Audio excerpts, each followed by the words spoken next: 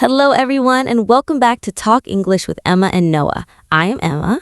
And I am Noah. Hi, friends. Welcome to day 8 of our daily series. We've covered routines, mornings, family, hobbies, weekends, shopping, and weather so far. Yes, and today we're talking about something people ask very often. What do you do? Yes, one of the most common questions when meeting someone new. Exactly. So today we'll learn simple English to talk about jobs and work. Let's start with the basic question itself. What do you do? Right. This usually means, what is your job? Exactly. A simple answer could be, I'm a teacher, or I work as an engineer. Great examples. What about you, Noah? What do you do? I work as a graphic designer. Oh, that sounds creative. What exactly does that involve?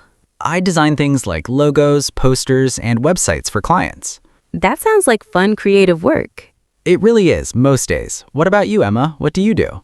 I work as a nurse at a local hospital. Oh, that's such important work. Is it difficult? Sometimes, yes, especially during busy shifts, but also very rewarding. I can imagine. Helping people directly must feel meaningful. It really does, even on tough days. Now, let's talk about different ways to describe work. Good idea. For example, you can say, I work for a company, or I work for myself. Right. Work for myself means being self-employed, having your own business. Exactly. For example, my brother works for himself. He has a small bakery. Or, I used to work for a company, but now I work for myself. Great examples. Do you know anyone who works for themselves, Emma? Yes, actually. A close friend runs her own clothing shop. Oh, that's impressive. Running a business must be challenging. Definitely, but she really enjoys the independence. That makes sense. Being your own boss has its own rewards. True. Now, let's talk about full-time versus part-time work. Good topic. Full-time means working the standard, complete hours, usually around 40 hours a week. Right. And part-time means working fewer hours than full-time. For example, I work full-time at the hospital. Or, she works part-time while studying. Great examples. Do you work full-time, Emma? Yes, full-time, sometimes with extra shifts too. That sounds demanding. I work full-time too, but with flexible hours. Oh, that's nice. Flexible hours can really help with work-life balance. Definitely. I can start a little later or earlier, depending on my schedule. That sounds like a great benefit. Now, let's talk about where people work. Good idea. You can say, I work at an office, or I work from home. Right. Work from home became especially common recently. Exactly. For example, I worked from home for 2 years. Or, some days I work from home, other days I go to the office. Great examples. Noah, do you ever work from home? You just asked yourself that question. Oh, Noah, you're right. Let me answer it myself then. Yes, actually, 2 days a week.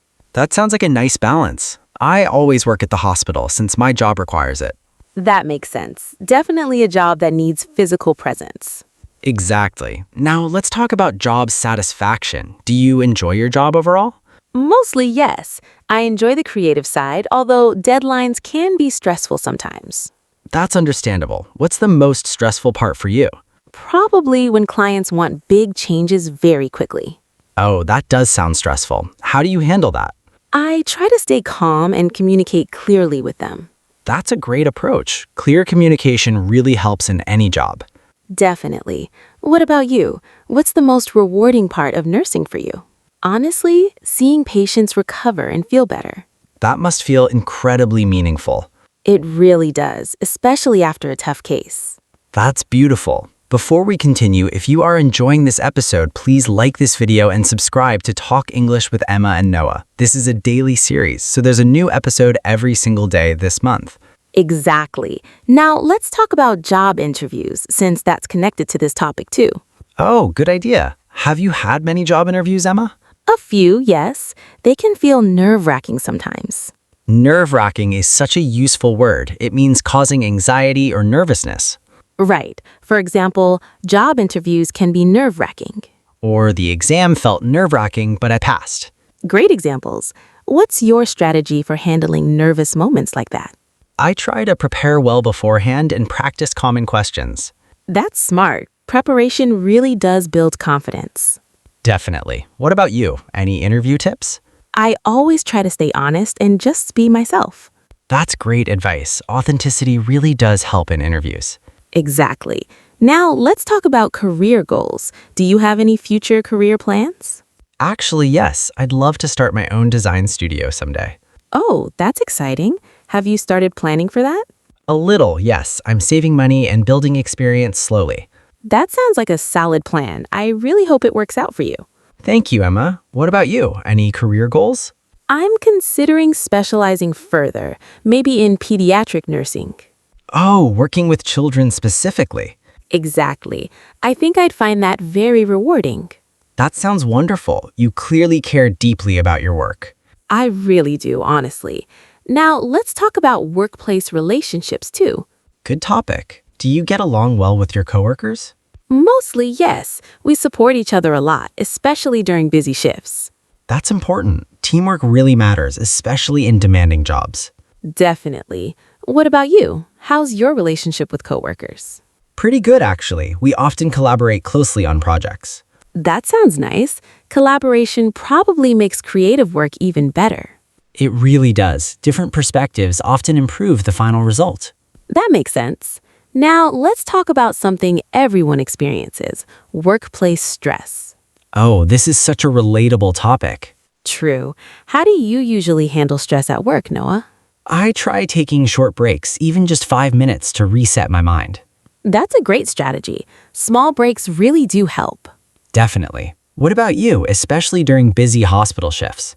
Honestly, I focus on the one task at a time instead of feeling overwhelmed by everything. That's smart. Breaking things down really does reduce stress. Exactly. Otherwise, it feels impossible to manage everything at once. Completely understandable. Emma, what does a typical workday look like for you? My shift usually starts at 7 in the morning. Oh, that's early. Do you find it hard to wake up that early? Sometimes, yes, but after a while, your body gets used to it. That makes sense. What happens during your shift? We check on patients, give medicines, talk with doctors, and update records. It's quite busy. That sounds like a lot of responsibility in one day. It really is. But honestly, every day feels different, which keeps it interesting.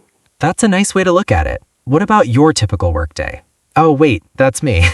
Well, mine's more flexible. I usually start around 9 and begin by checking client messages. That sounds organized. Then what? Then I spend most of the day designing, with meetings scattered in between. Do you prefer working in the morning or are you more productive in the afternoon? Mornings, honestly. My creative energy is highest before noon. Same here, actually. I feel most focused in the early hours, too. Many people call themselves morning people for that reason. Exactly. Morning person means someone who feels more energetic and productive early in the day. Right. For example, I'm a morning person, so I prefer early shifts. Or, she's not a morning person, so she works the afternoon schedule. Great examples. Now, let's talk about different types of jobs people have. Good idea. There are so many different job types beyond office and hospital work. True, some people work outdoors, like construction workers or farmers. Right. Others work in creative fields like artists, writers, or musicians. Exactly, and many people work in service industries like restaurants, shops, or transportation. Technology jobs are also very popular these days for a lot of people. Definitely. No matter what job someone has, every profession deserves respect. Completely agree. Every job plays an important role in society. Beautifully said. Emma, let's also talk about something very relatable. Difficult days at work.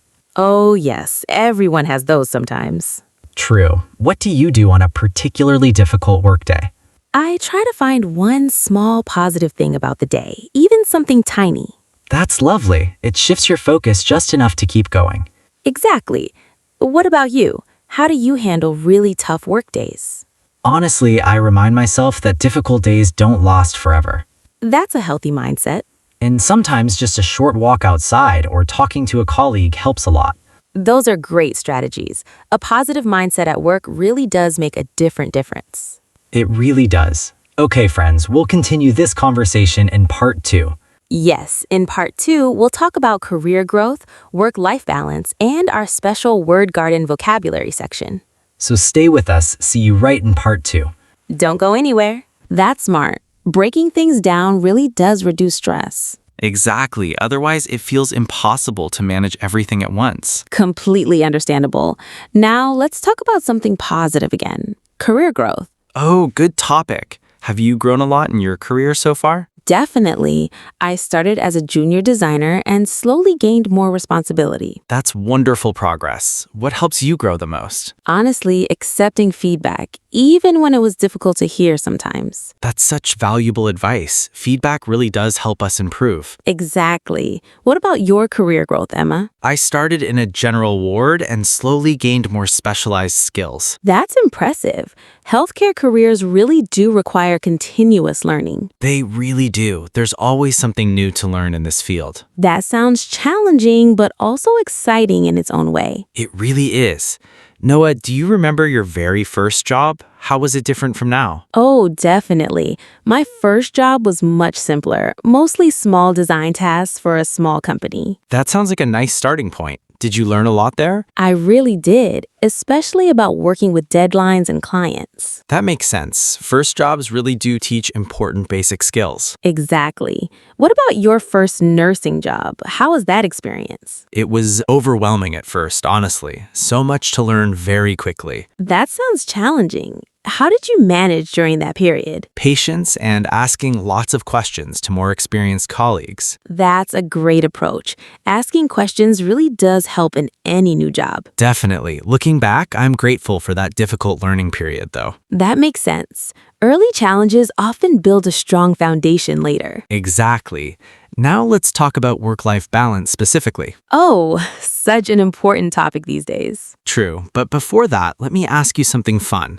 If you could do any job in the world, what would you choose? Oh, that's a great question.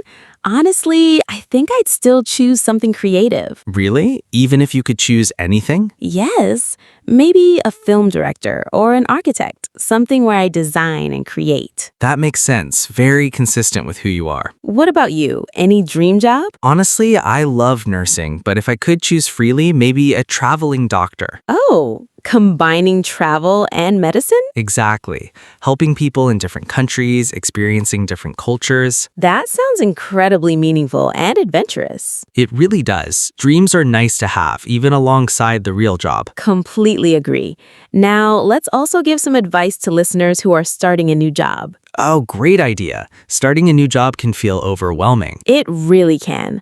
What's your number one advice for someone starting fresh? Don't be afraid to ask questions. No one expects you to know everything on day one. That's such important advice. I wish someone had told me that in my first week. Same here. I asked so many questions during my first nursing days. And look at you now. That curiosity clearly paid off. It really did. What's your advice, Noah? Mine is to be patient with yourself. Growth takes time, and that's completely normal. Beautifully said. New jobs require a learning curve, and everyone goes through it. Exactly.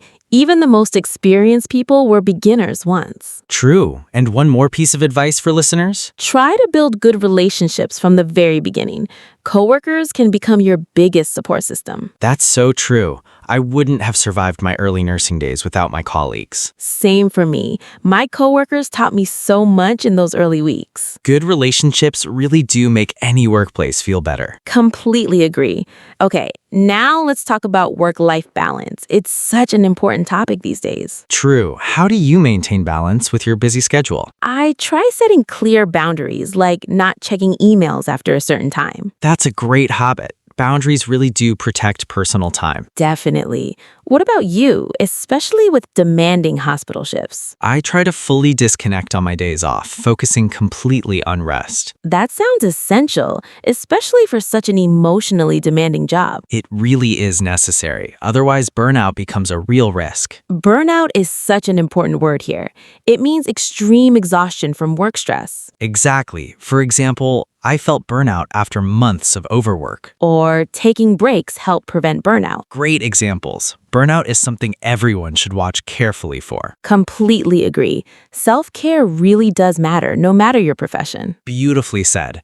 Okay, now let's move to our special vocabulary section. Yes, it is time for the word garden. This is where we slowly practice today's most useful phrases. Let's start with our first phrase, Work for myself. Work for myself. Work for myself. This means being self-employed, having your own business. For example, I work for myself now. Or she works for herself, running a small shop. Great.